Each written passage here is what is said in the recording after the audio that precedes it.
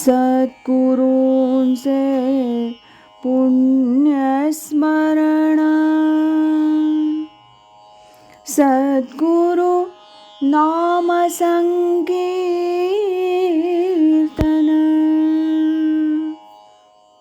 सद्गुरु गुणानुवाद गान, श्रवण मनन सद्गुरूंचे, श्रवण मनन सद्गुरूंचे.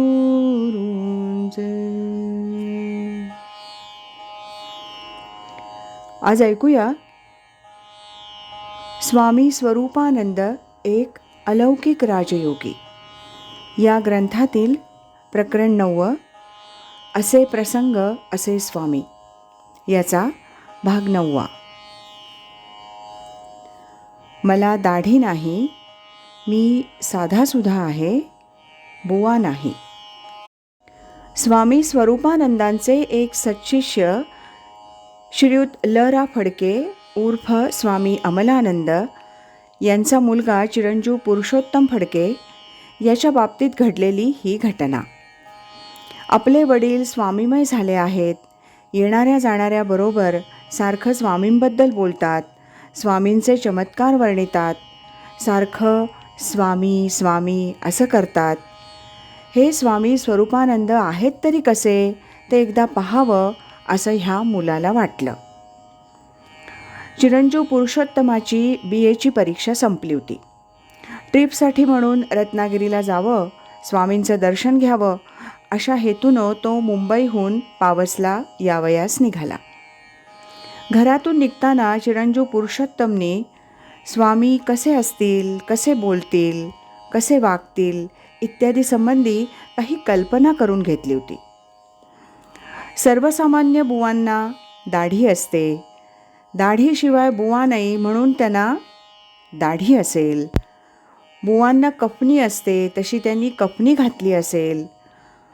सर्वसामान्य बुवा बोलतात तसंच ते बोलतील इत्यादी स्वरूपाच्या त्याच्या कल्पना होत्या. त्यातून प्रवासातच अशा कल्पना त्याच्या मनात 4-5 वेळा तरी येऊन गेल्या होत्या. चिरंजीव पुरुषोत्तम पावस मुक्कामी आला. दर्शनासाठी म्हणून स्वामींच्या खोलीत गेला, बाकावर बसला. ओळख आणि तदनुषंगानं इतर सर्व बोलणं झालं. लागलीच स्वामी त्याला म्हणाले, मला दाढी नाही, मी साधा आहे, बुवा नाही. चिरंजीव पुरुषोत्तम फडके ह्या उत्तरानं अगदी स्तिमित झाला. आपले वडील स्वामी स्वामी करतात, ती व्यक्ती साधीसुधी नाही याची पूर्ण कल्पना स्वामींचं दर्शन घेतल्यावर त्याला आली होती. पुरुषोत्तमनं नंतर स्वामींजवळ अनुग्रह मागितला होता. दुपारी पुन्हा त्याकरता म्हणून तो स्वामींच्या खोलीत गेला. स्वामीजींनी त्याला सोहम प्रक्रिया प्रत्यक्ष दाखवून अनुग्रह दिला. नंतर नित्यपाठ हाती दिला, उघडायला सांगितला, त्यातील 2 ओव्या वाचायला सांगितल्या. पुरुषोत्तमनं ज्या ओव्या वाचल्या त्या अशा: तो मी वैकुंठी नसे, वेळू एक भानुबिंबी न दिसे, वरी योगियांची ही मानसे, उमरडोनी जाय. परी तयापाशी पांडवा, मी हारपला गिवसावा, जेथ नामघोषू बरवा, करीती माझा. पुरुषोत्तमचं या ओव्यांचं वाचन संपलं आणि स्वामी त्याला नामघोषू म्हणजे काय ते सांगू लागले. आपला नामघोष म्हणजे टाळ मृदंग, झांजा, चिपळ्यांचा नाही.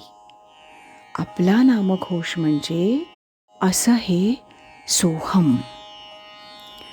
असं म्हणून स्वामींनी पुन्हा एकदा त्याला सोहम करून दाखवलं. यानंतरचा प्रसंग. सद्गुरूंचं उच्छिष्ट म्हणजे त्यांच्या मुखातून बाहेर पडणारे उपदेशाचे शब्द. श्रीयुत प्रमोद रामचंद्र कुलकर्णी MSc हा बुद्धिनिष्ठ पण भाविक तरुण स्वामी स्वरूपानंदांचा शिष्य. कॉलेजच्या दीर्घ मुदतीच्या सुट्टीत हा तरुण साधक परमपूज्य स्वामी स्वरूपानंदांच्या सेवेसाठी म्हणून पावस मुक्कामी जात असे. त्याच्या ह्या सेवेत ह्या तरुणाला आलेले स्वामीजींचे अनुभव आणि त्यात झालेलं स्वामींचं दर्शन ह्या संबंधी एक सुरेख लेख स्वामी स्वरूपानंद स्मृती सौरभ या ग्रंथात आलाय. श्रीयुत प्रमोद कुलकर्णी यांनी स्वामींना एकदा उच्छिष्ट मिळावं अशी विनंती केली.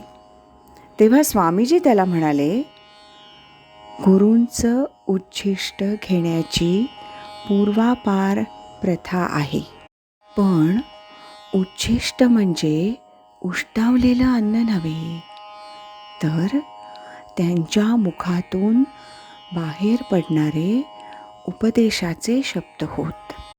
म्हणून सद्गुरूंच्या उपदेशाचं पालन करणं म्हणजेच उच्छिष्ट घेणं होय.